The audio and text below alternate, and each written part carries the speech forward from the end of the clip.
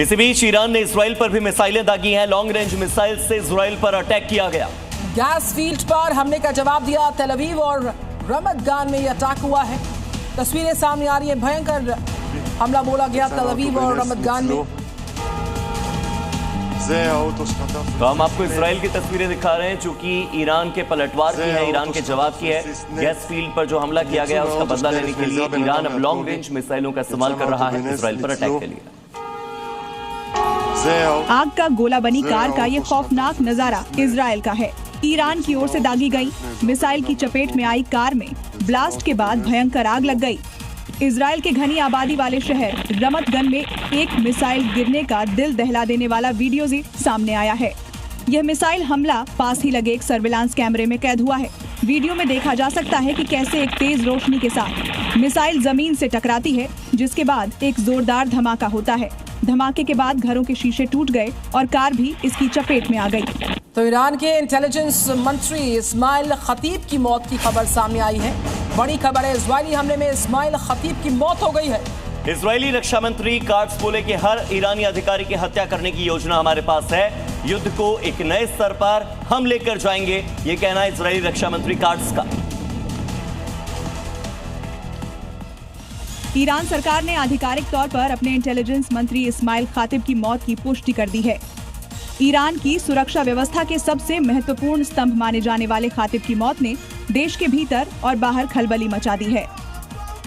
Iran के राष्ट्रपति Masoud Pezeshkian ने इंटेलिजेंस मंत्री इस्माइल खतीब की मौत की पुष्टि करते हुए कायराना हत्या बताया।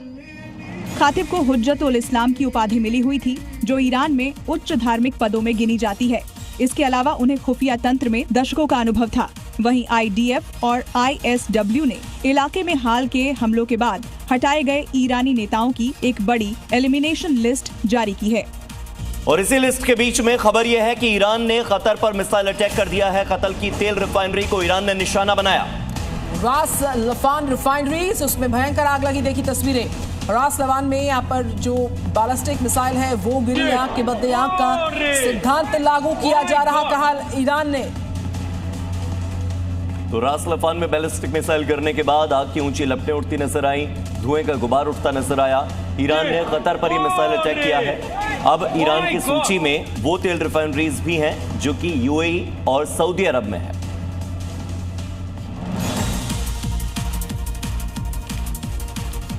तो लेबनान में कहर बरपाने वाली इजराइल की सेना के बेड़े में सैकड़ों नए फाइटर जेट्स शामिल किए गए। और इसके साथ ही इजरायली डिफेंस फोर्स की स्पेशल 889 फोर्स की फुटेज भी सामने आ चुकी है, जो कि हिजबुल्लाह के ठिकाने तबाह करने में अहम भूमिका निभा सकती है। ईरान के साथ साथ लेबनान में तबाही मचाने के लिए इजराइल ने सैकड़ों नए फाइटर जेट्स बेड़े में शामिल कर लिए हैं, जो हिजबुल्लाह के ठिकानों को चुन चुन कर तबाह कर रहे हैं। 91वें डिवीजन के तहत काम करने वाली इंटेलिजेंस कलेक्शन यूनिट 869 के कामकाज की विशेष फुटेज सामने आई है। यह यूनिट दक्षिणी लेबनान सेक्टर में फॉरवर्ड डिफेंस की जिम्मेदारी संभाल रही है। ये नए सैनिक देश की हवाई सीमाओं की रक्षा में महत्वपूर्ण भूमिका निभा रहे हैं। यूनिट 869 का मुख्य काम सटीक खुफिया जानकारी जुटाना और ग्राउंड ऑपरेशंस में लगे सुरक्षा बलों को हमले के लिए सही दिशा दिखाना है।